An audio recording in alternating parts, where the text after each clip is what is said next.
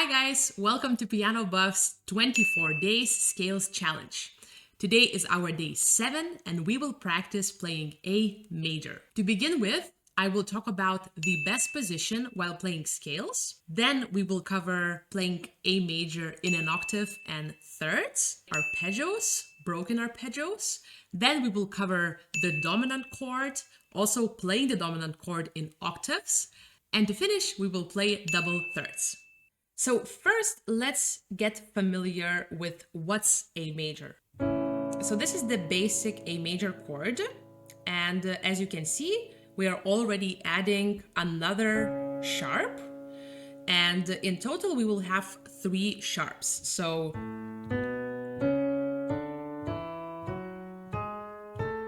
let's play the scale very slowly to get familiar with how it feels.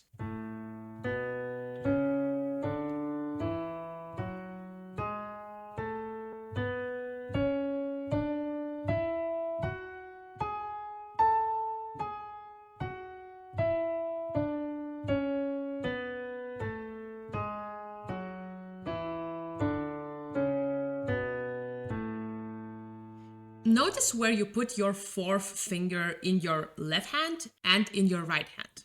So let's see. 4th finger on B in the left hand. 4th finger on G sharp in the right hand.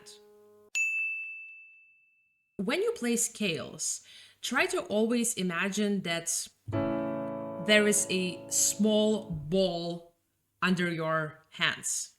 You always want to feel as if you are holding something with your hands. You want to avoid playing flat fingers because this reduces your speed. Just an example. I cannot even do it, but generally the rule is that the faster you want to play, the closer you want to be next to the keyboard. So this is why we tend to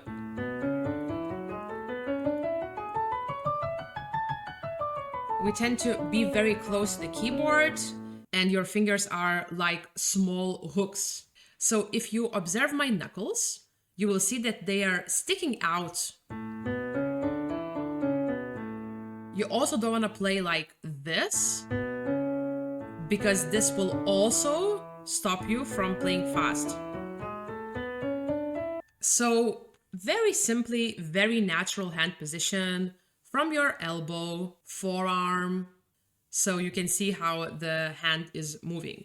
And of course, there's this beautiful, beautiful arch. In the beginning, it might look very effortless, but I know that playing in the right position actually takes time, so don't stress out too much. The most important thing is that you avoid tensing any muscles. That's the secret of high quality technique, that your fingers are very, very active, but at the same time, your hands are very flexible and free. Also, when you play, always play with these little pillows on your fingers. Many people like to play with these places, but actually, again, as I said, it reduces your speed. Of course, you will find many, many different pianists and great pianists like Horowitz, for example. He used to play with a quite flat hand, but I think the general rule, what you would like to start with, is first learn the right hand position and then you can do whatever you like.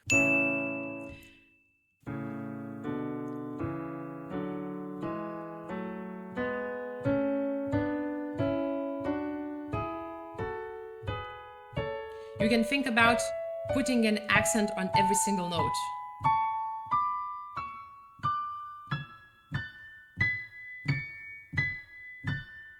This helps you to train the fingers.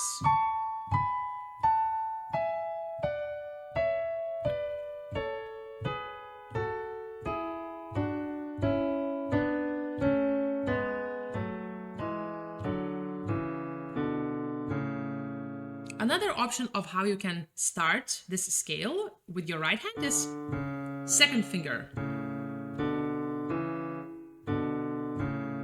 It's optional. You can choose. When I start practicing, I don't play fast immediately because you don't want to tense your muscles. You want to warm up your hands and then start playing faster. Now let's add the contrary motion and play tiny bit faster.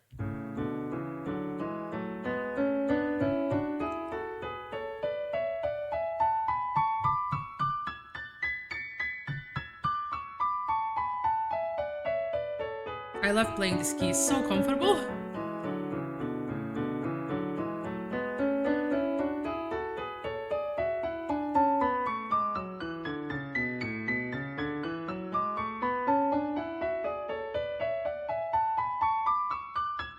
Now let's listen to the right hand.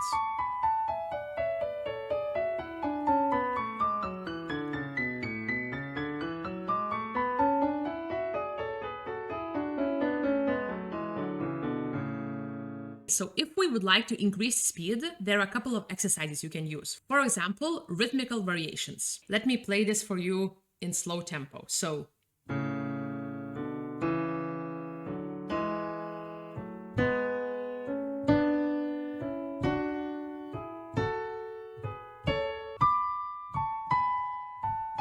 always think about your comfort.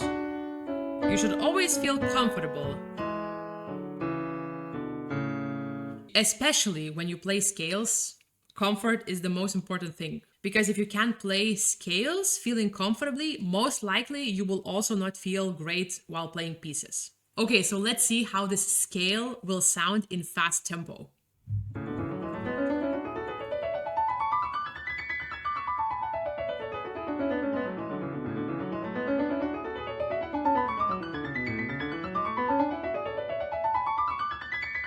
So immediately what I noticed, that my left hand is a little bit slower and it does not match my right hand. And this happens because of this change. So especially on going down, I have this thumb, which is kind of okay. And then, so this change from fourth finger to the thumb is a little bit slow.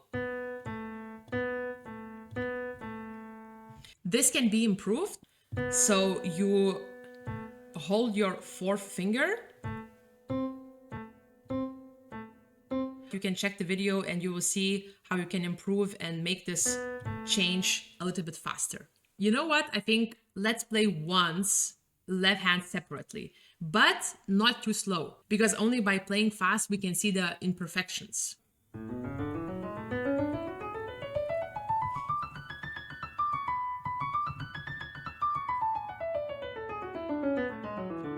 Aha, so the problem is most likely on the way back.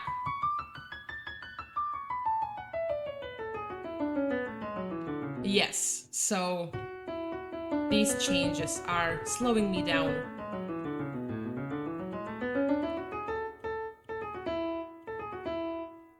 You can also practice like this.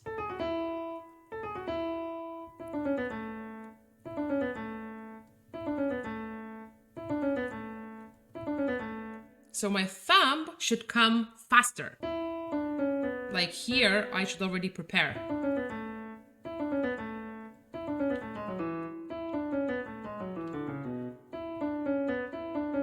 Okay, so now moving on, let's quickly go over a broken arpeggio in A major.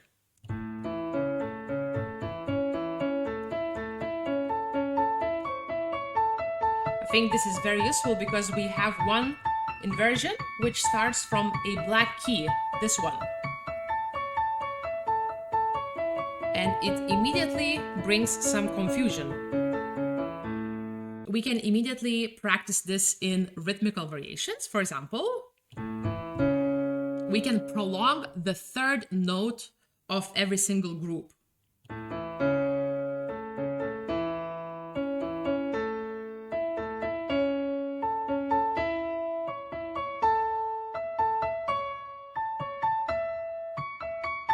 So in playing arpeggios, you want to use this rotation movement. So instead of just playing from your fingers, like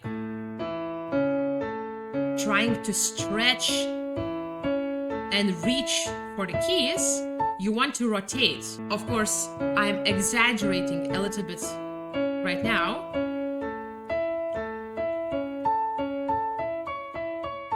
So the idea is that when you practice in slow tempo, you can always exaggerate. For example, So your hand learns the move, and then the faster you play, the smaller the movements become.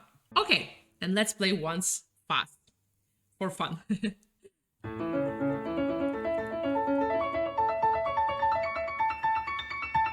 this is not fun.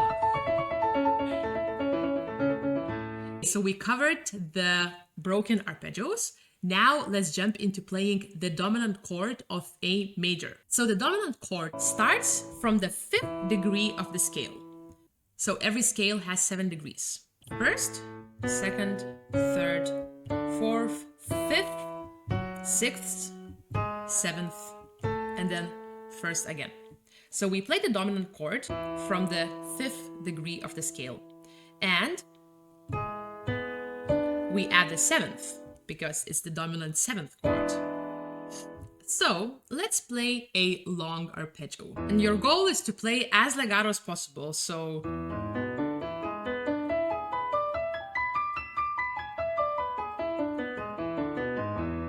I love playing these arpeggios because they are much bigger. So you're using all of your fingers. So this is perfect to warm up.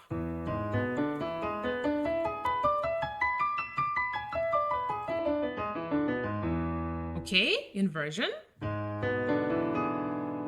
Remember I talked about the rule for fingering. So you use your thumb on the first wide key in the right hand and your thumb for the last wide key in your left hand.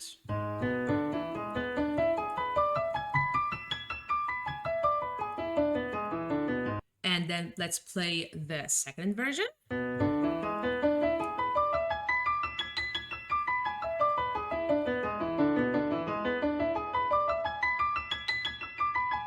Oh, I played this twice, sorry. Maybe it's not that bad.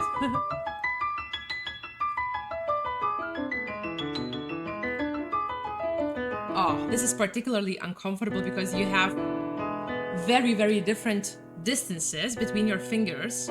I would practice this like that. You play this together, so like this.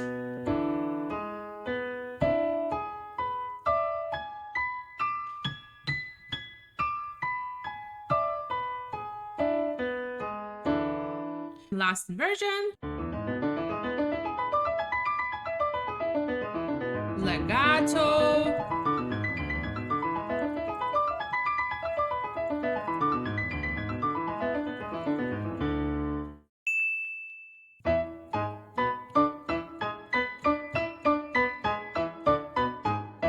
And of course, we can also do the contrary motion. So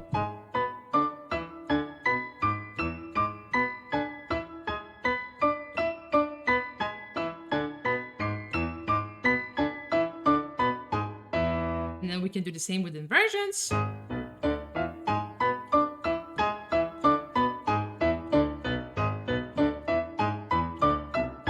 Whoa! Actually, I haven't practiced this ever. I just came up with it right now.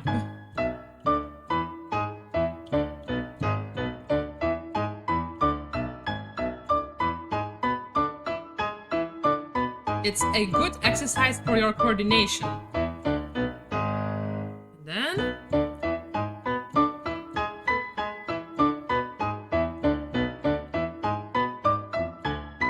of course, left hand is weaker.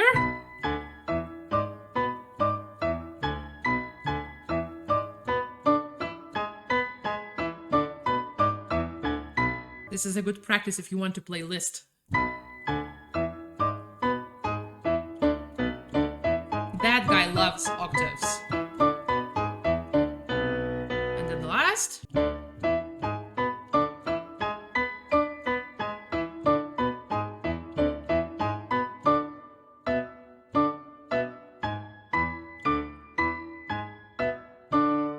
If you're struggling to find these octaves, feel free to stop the video and just play it for yourself very slowly. And notice that I put fourth finger on the black key and then fifth finger, I should do the contrary motion, fifth finger on the white key.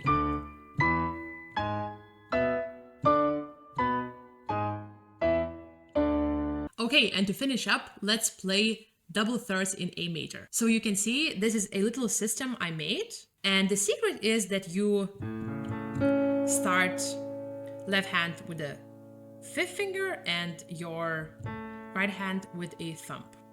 So the most important thing is to remember where you put your fifth finger. Your fifth finger, and this is the answer.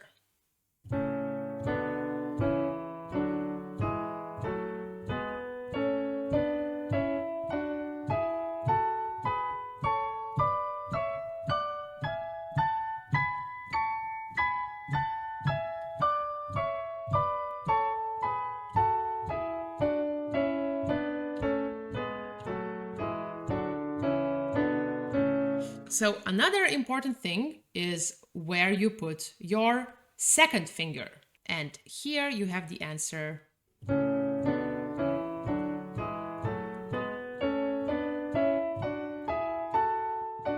So, on F sharp.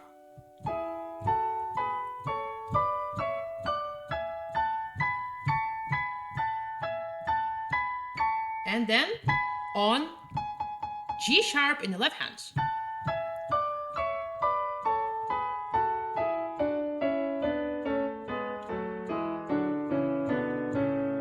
Pretty much if you mix up fingering in playing double thirds, you're screwed. So this is why we need to practice this.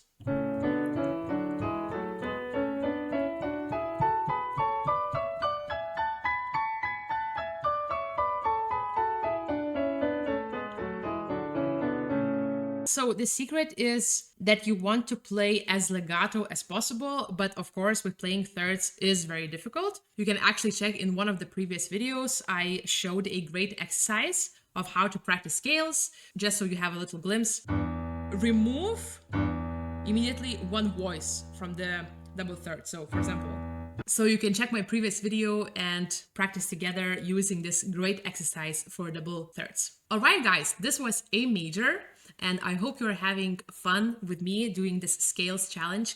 I find it super useful. And if you are curious to find out a little bit more of what we do on PianoBuffs, you can join our Patreon, where we connect directly with our community. And also I have a podcast, Open Arted, and you can enjoy learning more about piano playing and art in general. I hope to see you tomorrow on our day 8.